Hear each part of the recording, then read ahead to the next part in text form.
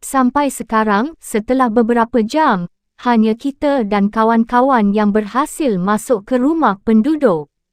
Yang lain masih di rumah penampungan Pak Subroto. Artinya aksi ini tersendat. Kita harus keluar subuh nanti. Ada strategi lain, Mas? Tanyaku lagi. Subuh masih agak jauh. Sang penyair menghela nafas. Kinan benar, kita harus menunggu sampai penjagaan sudah mulai berkurang. Jadi seandainya mereka menginap terus-menerus di sini, kita akan terjebak sampai kiamat. Atau lebih buruk lagi, kalau mereka sebegitu tak sabarnya, bisa saja mereka memeriksa ulang setiap rumah satu persatu. Hujan di luar semakin mengeras.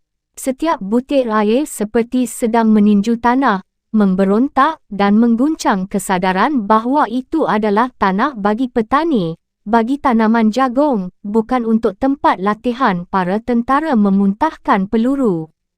Aku melirik jam tanganku. Sudah pukul 10 malam. Hujan semakin menjadi-jadi, seolah langit menumpahkan seluruh persediaan air.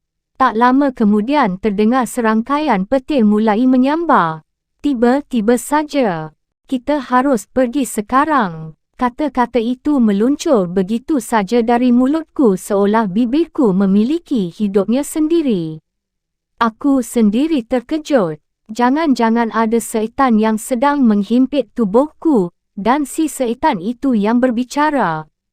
Maksudmu? Tanya Kinan. Sekarang sedang hujan lebat, aku yakin penjagaan mereka tak terlalu ketat. Asal kita jangan bergerombol, kita bisa berlari ke tempat penampungan menjemput kawan-kawan, lalu dari sana kita keluar melalui ladang dan pematang. Alex menyela. Aku masih ingat jalan menuju ladang. Tapi kalau gelap, susah juga. Bagaimana caranya kita berjalan melalui ladang tanpa senter? Nanti bisa diantar Mas Yono, dia tahu jalan-jalan keluar melalui pematang. Tiba-tiba Bu Sumantri bersuara. Kami saling memandang, hati berdebur kencang. Kinan dan Sunu mengangguk-angguk. Laut benar, kita keluar satu persatu melewati hujan. Jangan ada yang menyalakan senter selama masih di wilayah ini.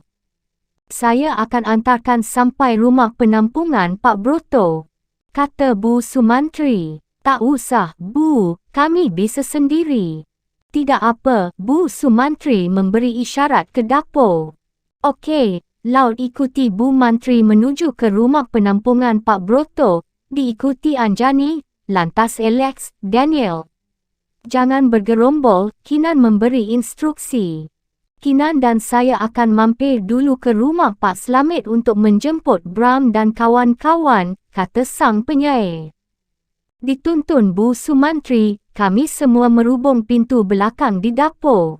Ini memang agak gila. Dalam keadaan hujan yang luar biasa deras seperti ini kami malah akan menembusnya. Sambil bersijingkat aku mengikuti Bu Sumantri yang berjalan menembus guyuran hujan. Agak jauh di belakangku, Anjani mengikutiku. Karena kami tak menggunakan senter, agak sulit melihat dan mengenali jalan. Dan ternyata benar tebakanku, dengan petir yang menyambar-nyambar seperti ini, para tentara kini tak kelihatan. Mungkin mereka tengah berlindung di rumah penduduk atau di bawah pohon besar atau di sebuah warung. Aku segera mempergunakan kesempatan ini untuk berlari secepat-cepatnya meski sepatuku terasa berat oleh air hujan. Kami tiba di rumah penampungan begitu cepat dan segera memberitahu kawan-kawan strategi terbaru untuk segera keluar dari desa ini, sementara menanti Kinan dan sang penyair menjemput kelompok Mas Bram. Kami semua sudah basah kuyup ketika akhirnya Kinan, Mas Bram, sang penyair, dan kawan-kawan terlihat menyusul kami. Bu Sumantri kemudian berbincang sebentar dengan Mas Yono agar dia menghantar kami menyusuri ladang untuk mencapai jalan raya. Mas Yono segera memberi penjelasan bahawa kami yang sebagian adalah anak-anak Jakarta yang belum pernah bersentuhan dengan sawah, akan menuju jalan raya dengan merayap melalui ladang jagung yang masih utuh, mencebur masuk irigasi dan menyeberangi kali. Kalian akan bertemu lintah, kodok, dan sedulur-sedulurnya. Jangan takut, Dik, tak akan kita mati disentuh mereka, demikian Mas Yono. Dia segera memberi aba-aba agar kami mengikutinya satu persatu bersijingkat menuju pematang. Hujan yang masih saja menghajar bumi memudahkan kami lolos dari intaian tentara yang pasti sudah jauh di belakang kami. Tiba di tepi ladang, Mas Yono mengangkat tangannya. Aku persis berada di belakang Mas Yono, lantas di belakangku berturut-turut adalah Daniel, Alex, dan Sunu yang ikut-ikutan mengangkat tangan dan menyetop barisan yang mengikuti kami. Mas Yono mengatakan agar instruksi jangan disampaikan dengan teriakan, melainkan dengan gaya estafet. Saya khawatir kalau kita berteriak-teriak lama-lama mereka bisa mendengar. Mereka sering patroli ke kampung-kampung menggunakan lampu sorot yang besar, kata Mas Yono. Jadilah instruksi agar semua merundut dan merayap disampaikan dari mulut ke mulut. Kami semua merayap seperti ular. Baju kami bukan saja basah tapi penuh lumpur dan lengan penuh besar-besar dedaunan jagung yang lumayan kasar. Paha dan kaki sudah jelas kena gesek dengan bebatuan atau benda-benda keras di atas ladang yang kami rayapi. Apa boleh buat? Ini satu-satunya cara. Terdengar omelan Daniel yang nampaknya terkena lintah atau binatang apapun yang licin kerana dia tak sanggup untuk tidak melengking. Sosh! Semua ramai-ramai menyetop kerewelan Daniel. Mas Yono benar, ternyata dalam keadaan hujan pun masih ada lampu sorot besar dari mobil patrol yang mencurahkan cahaya ke segala penjuru. Wis filem Hollywood kala iki, Sunu bergumam sambil terus merayap di belakangku. Dalam keadaan merayap, basah, dan diselimuti lumpur seperti itu, aku sama sekali tak pernah terfikir tentang filem Hollywood. Sunu selalu mampu menampilkan humor di antara situasi kritis dan gelap seperti ini. Di belakangku Daniel mencengkeram kakiku sehingga aku sulit merayap. Dan lepas dan aku susah maju. Kayaknya aku digigit ular. Ular apaan? Ngak tahu, lembik-lembik masuk ke celana, geli aku. Kampret. Lepas Dani, ini bisa jadi macet. Tentara masih di belakang kita Dani. Daniel melepas cengkeramannya dan aku segera merayap dengan cepat seperti belut dalam lumpur, mengikuti Mas Yono yang sudah meluncur jauh di depan. Lampu sorot besar patroli masih saja berputar-putar seolah mereka ingin meyakinkan diri bahawa tak ada siapa pun yang bersembunyi di ladang seluas itu. Tiba-tiba saja aku merasa ada yang menyorot lampu dari belakang. Dan siapa itu yang menggunakan senter? Suruh matikan. Alex sampaikan yang di belakang, matikan lampu senter. Kata Daniel kepada Alex dan secara estafet Alex menyambung informasi itu kepada Sunu dan seterusnya. Aku masih terus merayap mengikuti Mas Yono yang terengah-engah mengatakan sebentar lagi kita akan mencapai tepi jalan raya. Tiba-tiba, loh, kenapa mereka malah menyalakan lampu senter? Dani, suruh matikan. Daniel tak sabar dan berteriak menyuruh kawan-kawan pada ekor barisan untuk mematikan lampu senter.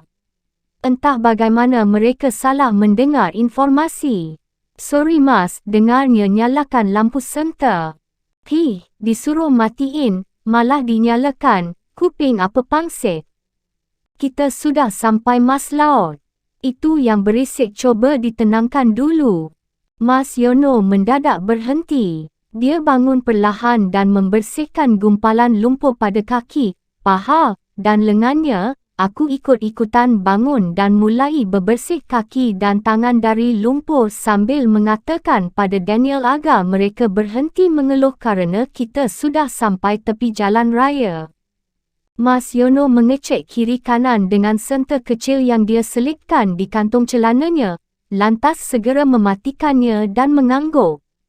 Kelihatannya aman. Semua perlahan ke jalan besar tapi tetap berjalan di pinggir, katanya dengan volume suara normal. Entah bagaimana segala keluhan segera berhenti serentak kerana mereka semua sudah boleh berdiri. Kami sama-sama melangkah ke sisi jalan besar dan barulah aku menyadari sebahagian dari kami memang mengalami luka-luka. Kelihatannya mereka anak-anak Jakarta yang kulitnya masih halus hingga mudah kena besot. Alex, bantu bopong anak-anak Jakarta, kasihan ni. Kinan memberi instruksi satu persatu. Aku membantu beberapa anak Jakarta yang tak tahu bagaimana cara melepas lintah dari kakinya. Gaya baca mau, kesentuh lintah saja sudah menjerit, Anjani menggerutu. Aku ingin sekali tertawa dan memeluknya, tetapi hari begitu gelap dan basah. Dengan patuh kami membantu memanggul beberapa mahasiswa Jakarta. Ada yang terpincang-pincang, ada yang luka terbesot-besot batu ketika merayap. Ada yang melolong kerana geli dengan lintah yang menempel di pangkal paha, dan ada yang bernasib seperti Daniel yang celananya kemasukan kodok kecil.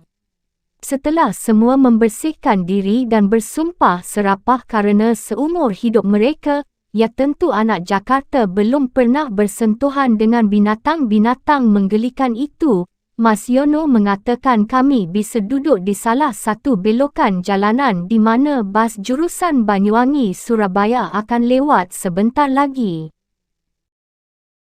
Setelah berjalan 1 kilometer, kami mencapai satu pohon besar agak menjorok ke dalam di hadapan jalan raya. Mas Yono mengatakan itulah titik tempat bas Banyuwangi-Surabaya akan berhenti. Kami berhenti dan duduk di bawah pohon. Tak ada yang peduli dengan tanah yang basah. Toh seluruh tubuh kami sudah penuh lumpur yang sudah setengah kering bercampur keringat dan hujan. Menjelang subuh, bas Banyuwangi-Surabaya meluncur menghampiri kami. Kami semua naik ke atas bas seperti serombongan pemain bola yang kalah, basah oleh keringat dan hujan, penuh lumpur dan layu. Bas besar itu membawa kami ke Surabaya dan dalam sekejap hampir seisinya tertidur. Rasanya baru 1 minit memejamkan mata ketika tiba-tiba aku merasa ada lampu sorot yang menyilaukan mataku. Aku terbangun dan segera mengguncang bahu Sunu dan Alex yang menggeletak seperti sapi. Bas berhenti. Di depan kami ada 2 mobil polisi yang menghadang bas yang kami tumpangi.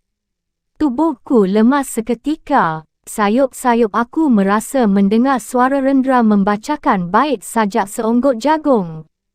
Di sebuah tempat di dalam laknat tahun 1998. Musik apakah gerangan ini? Telingaku berdenging-denging, darah segar masih memenuhi kelopak mataku yang menggelembung bengkak nyaris menutupi seluruh penglihatanku. Aku baru teringat bagaimana semut-semut merah peliharaan si mata merah dengan ganas menggerus kelopak dan bola mataku. Musik kampret ini tampaknya berasal dari sebuah boombox yang diletakkan hanya beberapa meter dari kerangkengku. Di manakah aku? Dengan penglihatan minim, aku mencoba bangun. Barulah kusadari aku berada di sebuah ruang tahanan nyaris berbentuk kandang singa dalam sirkus. Bedanya, tahanan ini hanya berjeruji di bahagian depan dan atas. Kiri kananku ditutup dengan tembok. Aku memaksakan diri untuk duduk. Ternyata mereka tak lagi mengikat tangan atau kakiku. Kain apa itu juga sudah dilepas. Di sebelah kiri kandang ini terdapat sebuah dipan yang melekat pada dinding dan sehelai sarung di ujung dipan. Di hadapan dipan terdapat sebuah sekat, semacam bilik untuk satu jamban di pojok kiri dan satu bak mandi kecil. Terdengar suara lenguhan dari sebelahku. Aku tak bisa mengenali suaranya kerana house music sekarang, aku baru ingat nama genre musik terburuk sepanjang sejarah ini yang menghentak. Lau, astaga, itu suara Sunu. Rupanya dinding pemisah ini tak terlalu kukuh. Aku bisa mendengar suaranya dengan jelas. Dia berada di sel sebelah kiriku. Sunu, syukur, sebelahmu siapa? Tak tahu, bangun, aku sudah di sini. Pianu. Lah, awakmu Lau. Aku tak menjawab kerana penglihatanku masih sama-sama. Mata kiriku agak luka parah kerana digigit habis-habisan oleh semut rang-rang sialan itu. Mata kananku masih bisa melihat dengan baik. Alex, terdengar suara Alex yang ternyata ada di sel sebelah kananku. Daniel, hadir. Daniel berteriak mencuba mengalahkan house music yang buruk itu. Di hadapanku, meski dibangun menyamping, tampaknya terdapat 3 sel yang sama besarnya dengan sel kami. Sebelah kiri kananmu siapa, Dani? Aku, Lau, terdengar suara Julius. Dan aku, terdengar suara Dana. Inilah kali pertama aku merasa ada sepercik harapan setelah beberapa hari yang gelap dan mematikan. Aku merasa begitu beruntung bisa cukup dekat dengan kawan-kawanku, para sahabatku. Tenggorokanku mendadak tercekat dan mataku semakin perih kerana air mata keluar begitu saja. Aku hampir yakin hidup Sunu sudah selesai kerana kami tak mendengar khabar apa pun ketika dia hilang 2 minggu sebelum mereka mengangkut aku. Aku mengira-ngira berarti ada 6 orang yang saat ini sedang dikerangkeng. Sunu, Dana, Julius, Alex, Daniel dan aku. Musik itu akhirnya berhenti. Mungkin boombox atau radio itu juga sudah lelah memutar musik buruk itu. Kita di mana sih, Nu? Aku menduga kita di markas tentara, Lau. Di mana lagi? Tiba-tiba terdengar suara Julius. Maksudku, ini ruangan apa? Tidak berjendela, tidak ada selajur cahaya sama sekali. Ini di ruang bawah, Lau. Kalian tadi bertiga mungkin diseret ke sini setelah habis babak belur dihajar di ruang atas, terdengar Sunu menjawab. Aku tak tahu bagaimana caranya mencerna semua perkembangan baru ini kerana kepalaku pusing dan perutku mual bukan buatan. Sudah jelas siksaan terakhir adalah rangkaian siksaan terberat dan terkeji hingga kami semua tak sadarkan diri. Kinan di mana, Julius? Terdengar suara Alex setengah sedih, setengah tak berdaya kerana dia yakin tak ada yang tahu nasibnya. Aku tak mendengar apa-apa tentang Kinan, tetapi beberapa hari yang lalu, Mas Gala dan Narendra ada di sini, Lord. Kerangkeng ini kami perkirakan ada 6 ruangan. Tawanan keluar masuk. Loh, terus mereka dibawa ke mana? Tak ada yang menjawab, tak ada yang berani menjawab. Kami belum bisa membayangkan apa yang terjadi pada sang penyair dan Narendra. Aku terbangun ketika seorang pria tinggi dan besar yang mengenakan seibu membawakan jatah makanan untuk kami.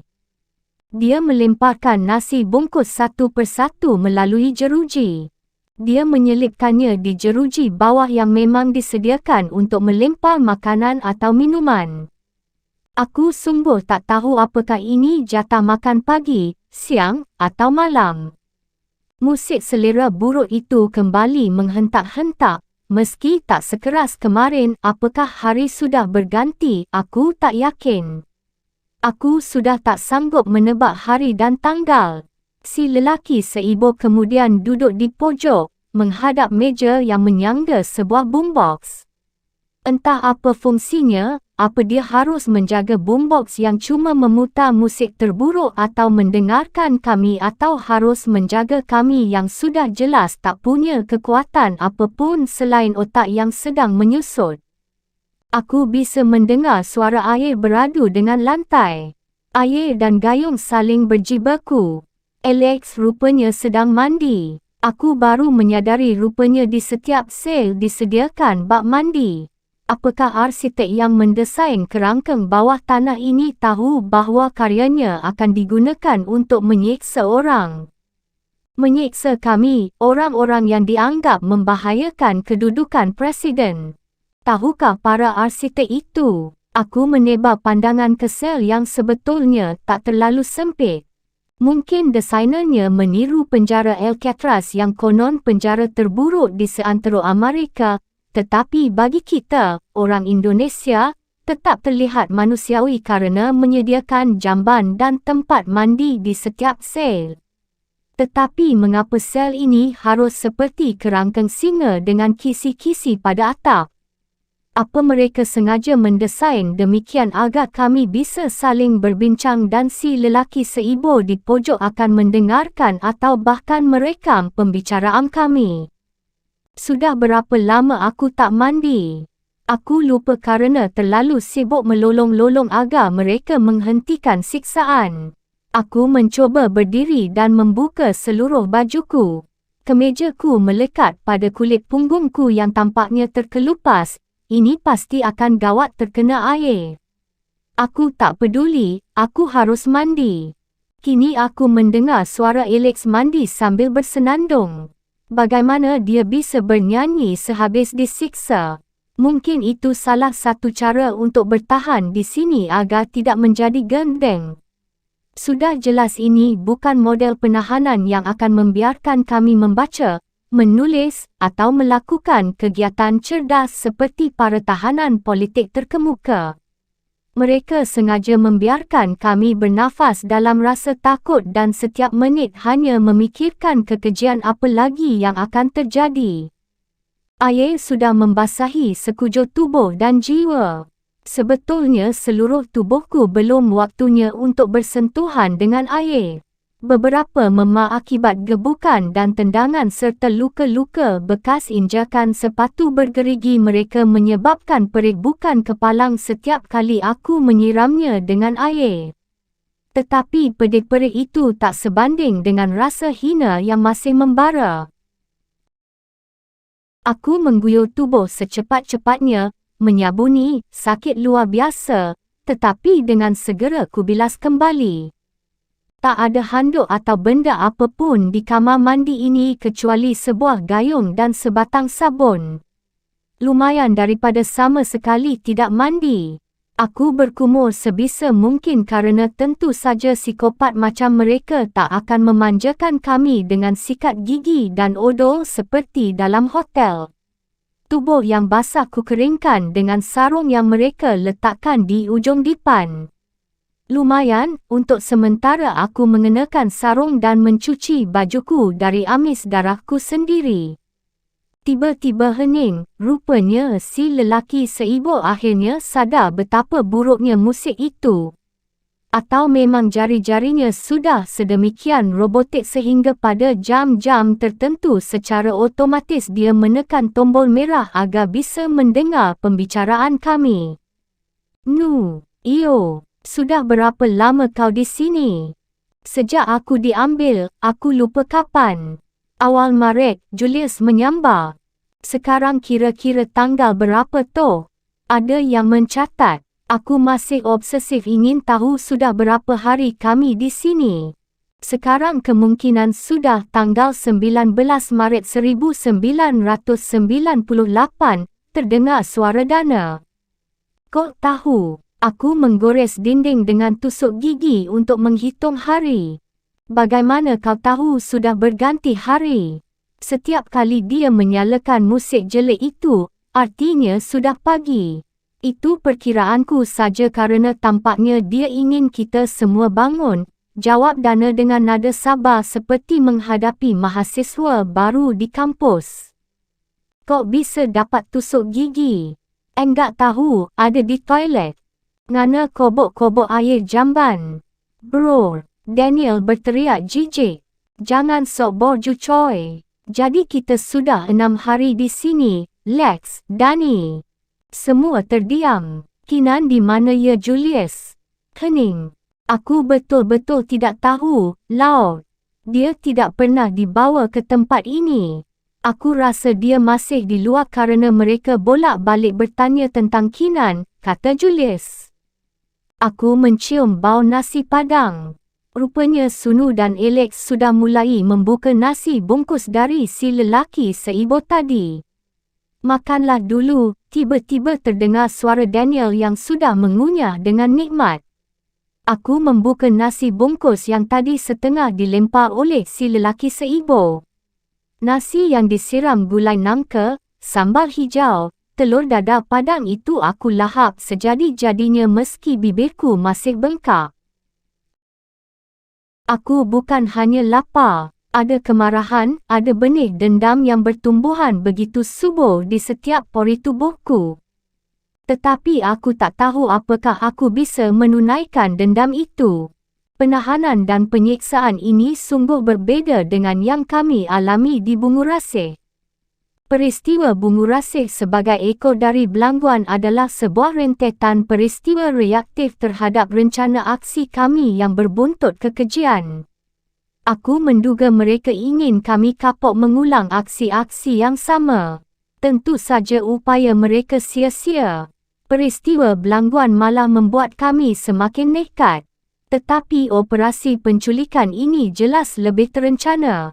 Mereka sudah mengintai kami sejak lama, penyiksaan mereka pun terasa lebih metodik dan konsisten dibanding yang kami alami di Bungurasih.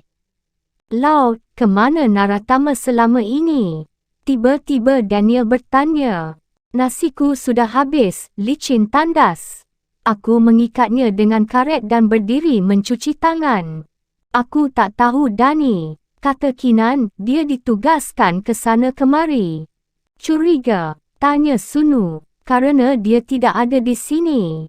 Ya, dia tidak pernah ditahan. Satu-satunya yang selalu luput, kata Alex. Yang tak pernah tertangkap banyak, bukan hanya Tama, terdengar suara Dana. Tapi dia memang menyebalkan, tidak berarti dia layak dicurigai. Rokok dong. Astaga, suara Julius membuatku nyaris terjengkang. Dia berteriak kepada si lelaki seibu yang duduk di pojok. Si lelaki seibu berdiri, mengambil sebungkus rokok dan mengeluarkan sebatang. Dia memberikan korek api dan menunjuk pojok atas plafon. Aku baru menyadari di sana ada kamera CCTV. Aku tak tahu apa yang dilakukan Julius. Yang jelas, aku bisa mengintip dari sudut terali bagaimana si lelaki seibu kemudian menerima korek api dan sebungkus rokok yang dikembalikan. Si lelaki seibu tampaknya juga menawarkan kepada Sunu yang memang sesekali merokok. Hanya beberapa detik aku sudah mencium bau asap rokok. Si lelaki seibu kemudian sekilas melirik CCTV dan kembali ke takhtanya. Kursi yang menghadap boombox itu, cita-citaku suatu hari melempar boombox itu ke dalam sumur. Yakin itu rokoknya nggak ada racun. Terdengar suara Daniel. Filsuf bejat ini kadang-kadang terlalu paranoid sehingga tidak bisa membaca humor dalam penderitaan. Si lelaki seibu ini jelas sekrup dalam mesin mereka yang akan sigap menunaikan perintah apa saja dari kelompok psikopat di lantai atas. Tetapi barangkali dia juga lelah menjadi penjaga boombox dan 6 orang yang setiap hari disiksa habis-habisan. Sayang, aku bukan perokok, jika tidak aku juga akan memintanya. Tempoh hari Mas Gala selalu diberi rokok oleh dia. Terdengar suara Sunu, lantas asap rokok mengisi udara mampir di depan terali selku. Sesuatu yang biasanya tidak kunikmati kini tiba-tiba seperti sebuah tanda kehidupan. Di sini aku jadi merokok terus, Laut. Mau apa lagi? Kata Sunu. Suaranya terdengar lebih tenang, mungkin dia sedang rebahan sambil merokok. Aku masih menatap lelaki seibu dari kejauhan. Pasti dia juga sama tersiksanya dengan kami, hanya duduk dan menyala atau mematikan boombox sialan itu. Dan pasti hari-harinya menjaga si boombox, para tahanan seperti sang penyair, Narendra, Sunu, Julius, dan dana membuat dia juga jadi kepingin merokok dan membagi kenikmatan merusak paru-paru bersama-sama. Biasanya aku merokok sesudah makan mie instan dan minum kopi hitam, kata Julius. Ah, kopi. Kau hanya rindu kopi. Ya, tentu rindu pada hal-hal lain juga. Aku kangen Hans. Aku memang kakak yang durjana, kata Daniel. Setiap aku pulang, Hans sungguh gembira dan melaporkan dia ikut Olimpiade Fisika. Aku rasa seluruh kecerdasan diwariskan kepada Hans. Kami terdiam. Masing-masing mungkin memikirkan orang-orang yang dirindukan. Di antara bunyi hisapan rokok kretek dan hembusan asap itu kami seolah bersama-sama bermimpi berada di tengah-tengah orang tercinta. Mungkin Sunu membayangkan berbincang dengan Nilam di perpustakaan, kerana demikianlah hubungan mereka, santun dan tidak heboh, tetapi dalam dan tak ada keraguan. Mungkin selain kangen adiknya, Daniel pasti juga membayangkan entah pacar yang mana, Josephine atau Pramesti atau Wulan, aku sudah lupa nama-nama terbaru saking banyaknya. Mungkin Alex tengah merindukan asmara. Ini sebuah perkembangan yang sebetulnya tak pernah kuduga. Asmara terlalu sering mengejek kegiatan atau gaya aktivis yang menurut dia seperti Sisyphus Melayu sehingga aku selalu menyangka suatu hari dia akan pacaran dengan seorang doktor atau ahli fisika atau mereka yang mengenakan jas laboratorium. Bukan semacam Alex yang lebih cocok menjadi pelaut kapal Portugis. Aku tahu asmara tak terlalu setuju dengan aktivitasku menjadi Sisyphus Melayu. Melawan Orde Baru adalah sebuah kebodohan, dan kita perlu berkelit dengan cerdas di bawah rezim keji ini. Demikian asmara selalu merepet setiap kali aku mampir ke Ciputat. Sejak aku kuliah semester awal dan dia masih duduk di SMA, asmara sudah memperlihatkan keprihatinan kerana dia tahu aku sering bolos kuliah dan lebih sibuk dengan diskusi serta unjuk rasa yang kami organisir. Tentu saja asmara tak mengetahui semua kegiatanku dengan rinci, tapi dia cukup peka untuk segera menyadari bahawa lama-kelamaan kegiatan akademik sudah kutinggalkan. Setiap kali aku membawa salah seorang kawanku, Sunu atau Daniel, dan jika kebetulan asmara sedang mampir di Ciputat, dia akan menyelidiki kegiatan kami dan sesekali menyambar, "Tidakkah kalian khawatir setiap kali tertangkap aparat?" Sebuah pertanyaan retorik yang kami tanggapi dengan tersenyum tengil. Sunu dan Daniel selalu ikut aku hanya untuk meja makan yang menurut mereka berisi menu makanan terdahsyat di atas bumi. Malam itu, ibu menghidangkan empal gentong dan ketupat, sisa masakan catering pesanan pasangan Cirebon yang menikah sehari sebelumnya. Kedua kawanku sudah tak peduli dengan kerewelan asmara kerana di masa itu, ketika kami baru pindah ke Seagan, hidangan yang kami makan tentu saja seadanya. Tetapi ketika beberapa bulan sesudahnya aku mengajak Alex ikut mampir ke rumahku, sebuah keajaiban terjadi. Tiba-tiba saja asmara dan Alex seolah membekukan waktu dan mereka berdua terdampar di sana. Kami semua ibu, bapa, dan aku yang sibuk lalu lalang menata meja dan meletakkan makanan hanyalah figuran tak bermakna.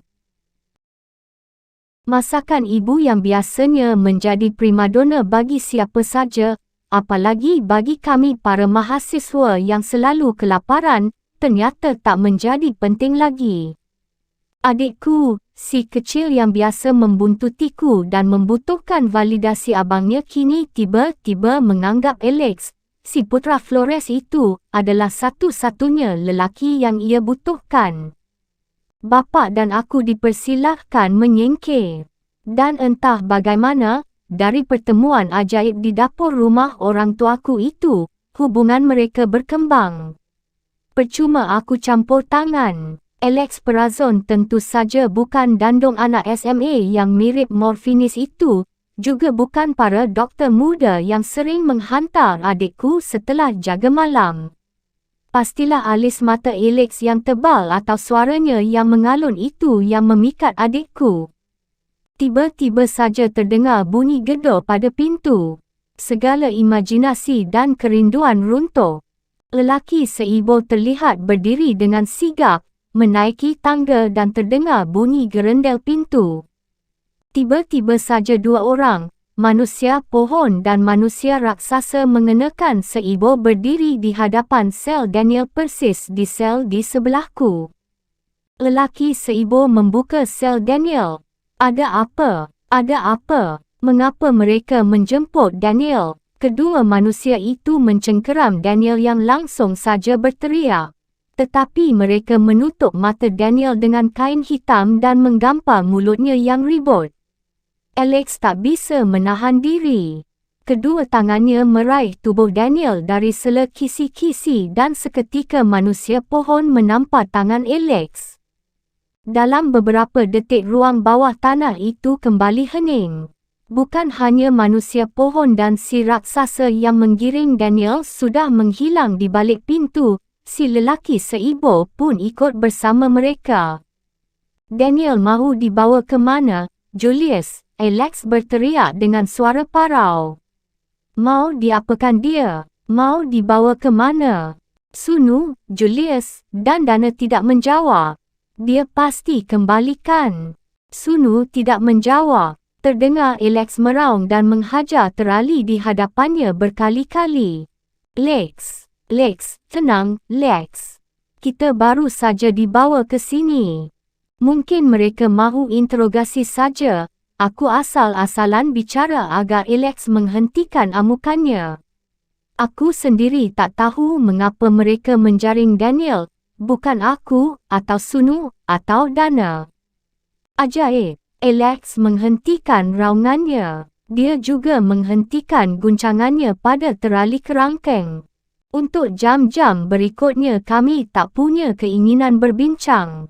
Aku terlalu lelah memikirkan apa yang akan mereka lakukan kepada Daniel. Semoga teoriku benar. Kami baru saja dipindahkan ke ruang bawah tanah. Tak mungkin mereka memindahkan Daniel ke tempat lain. Akhirnya, aku merebahkan tubuhku ke atas dipan dan mencoba memejamkan mata sembari berharap ketika aku membuka mata, mereka mengembalikan Daniel ke selnya dalam keadaan sehat walafiat. Sama-sama aku mendengar suara Alex bersenandung dengan suara bergetar. Sesekali dia berhenti, tersendat. Dia masih mencoba menahan tangis. Meski bawel dan manja, Daniel adalah kesayangan kami semua dan kami tak ingin dia atau siapa pun menghilang. Kinan tidak ada di sini. Kalau ada, pasti dia tahu bagaimana membuat Alex lebih tenang. Aku tertidur untuk beberapa lama. Aku terbangun oleh suara gerendel pintu. Aku langsung meloncat dan bisa mendengar kawan-kawan lain segera berdiri. Kami semua berdiri serapat-rapatnya ke terali. Kami bisa mendengar suara lenguhan Daniel. Hatiku berdegup antara lega dia masih hidup dan sedih kerana sudah pasti dia disiksa lagi. Benar saja, digiring lelaki seibu, Daniel berjalan tertatih-tatih menuju selnya, kaki kirinya pincang dan seluruh tubuhnya basah. Mukanya yang putih kini berwarna ungu, bibirnya gemetar. Daniel, Alex mencoba meraih, tapi si lelaki seibu menggeleng. Daniel dimasukkan kembali ke selnya. Lelaki seibu kembali ke singgasananya.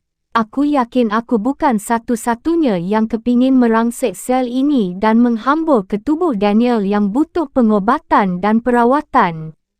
Tetapi aku yakin Daniel, selemah apapun yang terlihat dari luar, bisa mengatasi segala yang memar dan luka di sekujur tubuhnya. Aku tak tahu jenis siksaan yang dia alami kerana seluruh tubuhnya basah kuyup dan dia terlihat kedinginan. Daniel, terdengar suara Sunu memanggil. Hanya terdengar rintihan dan bunyi Daniel yang kedinginan. Lelaki seibu datang menghampiri membawa sehelai sarung dan melemparkannya ke dalam melalui jeruji sel Daniel. Lantas dia kembali duduk di pojok. Daniel, ya, lepas bajumu dan kenakan sarung itu. Dobel dengan sarung yang ada di atas dipan. Ya, kami menanti Daniel melakukan semua instruksiku. Daniel, kamu diapain? Terdengar suara Sunu bertanya dengan hati-hati. Aku disuruh tiduran di atas balok ais, berjam-jam sambil diinterogasi. Daniel menjawab masih sambil menggigil. Aku akan membalaskan semua tindakan laknat mereka, jika suatu hari nanti kita terbebas dari rezim ini. Kinan sudah tertangkap, laut. Terdengar raungan Alex. Tiba-tiba ruang bawah tanah itu semakin terasa represif. Ada sesuatu yang menekan, sehingga aku sulit bernafas. Apa kata mereka? Mereka hanya mengatakan Kinan sudah dijaring. Mereka bertanya siapa yang mendanai aksi kita dan siapa yang berada di atas Kinan dan Bram. Suasana hening, hanya terdengar Daniel tengah membilas bajunya dan berganti dengan sarung. Mencucinya nanti saja, Daniel. Yang penting hangatkan badanmu dulu, terdengar suara Dana. Kami semua sudah bergiliran disuruh tiduran di atas balok ais, itu siksaan gila. Yang penting kenakan baju kering. Artinya, Alex dan aku akan mendapat giliran disiksa di atas balok ais. Tapi aku sudah mulai pasrah dan setengah tak peduli. Jika Kinan pun sudah terjaring, apa lagi yang tersisa? Bram sudah 2 tahun di penjara. Kira-kira ini jam berapa, Dana? Suara Daniel terdengar masih lemah, meski sudah tak bergetar. Mungkin sore, tapi masih hari yang sama. Ini sudah ada jatah makan siang, kata Dana. Siang dan malam tak ada bedanya, kata Daniel lirih. Dia tak terdengar riwel atau nyinyir.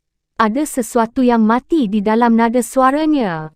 Tak ada keceriaan dan tak ada harapan. Terus terang, aku lebih senang mendengar Daniel yang bawel. Rebahan, Daniel, terdengar suara Sunu. Pari pana, terdengar suara Alex bernyanyi, suaranya berat.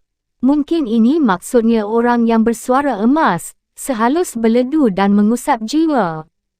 Aku ingat dia pernah menyanyikan lagu itu di rumahku. Katanya, ini sebuah lagu mitologi tentang gugus bintang 7 dan Antares, bintang yang menjadi kompas bagi pelaut untuk melihat arah timur dan barat. Aku tidak mendengar suara Daniel. Mungkin dia tertidur. Mungkin dia lelah. Suara terompet membangunkan kami. Anjing. Aku semakin yakin bahawa tempat ini adalah sebuah markas, hanya kami tak tahu markas kesatuan apa dan di mana letaknya. Belum lagi aku selesai meregangkan tubuh, tiba-tiba ku dengar lagi musik dungu itu. Ah, lelaki seibu, bukankah kau yang lumayan paling manusiawi daripada yang lain? Kau membagi rokok pada Julius dan Sunu. Kau memberi sarung ketika Daniel membeku kedinginan setelah disiksa di atas balok ais. Mengapa kau masih bersetia pada musik buruk itu? Ketahuilah, lelaki seibu, notasi musik itu lebih dari 2 nada, dan siapa pun yang menciptakan house music jauh lebih layak disiksa daripada kami. Mungkin aku akan ikut menyiksa si pencipta house music agar dia, atau mereka sudi menggunakan nada yang lain. Julius, terdengar suara Sunu. Ya, Dana. Ya, bangun-bangun. Laut, mau mati. Kenapa? Musik goblok iki. Oh, semprul. Daniel. Ya, Alex. Hadir. Terdengar bunyi gerendel pintu. Lelaki seibu terlihat tergopoh-gopoh bangun. Terdengar suara-suara manusia pohon. Jantungku mulai berdegup. Jangan-jangan sekarang giliranku disiksa di atas balok ais. Terdengar Alex mencengkeram jeruji dan mengguncang-guncangnya. Alex, tenang Alex. Aku berteriak mengatasi musik tolol itu. Astaga, manusia pohon dan si raksasa kelihatan menggiring satu orang ke arah kerangkeng kami. Demi Tuhan, Kali ini jantungku betul-betul melesat keluar. Itu Naratama, dalam keadaan lemah, berselimut darah, pincang, wajah babak belur, dan mata bengkak. Suaraku sungguh tersekat di tenggorokan. Lebih terkejut lagi kerana kulihat si manusia pohon memerintahkan lelaki seibu membuka sel. Sunu. Mereka melempar Naratama ke dalam sel dan tiba-tiba saja kulihat mereka mencengkeram Sunu, menutup wajahnya dengan sebuah kain hitam, memborgol tangannya. Manusia pohon menendang punggung Sunu agar dia segera berjalan. Sunu, Sunu, tiba-tiba aku berteriak histeris. Anjing kalian, Sunu mau dibawa ke mana? Si manusia pohon menonjok kepalaku melalui terali dan aku terjengkang jatuh. Gelap.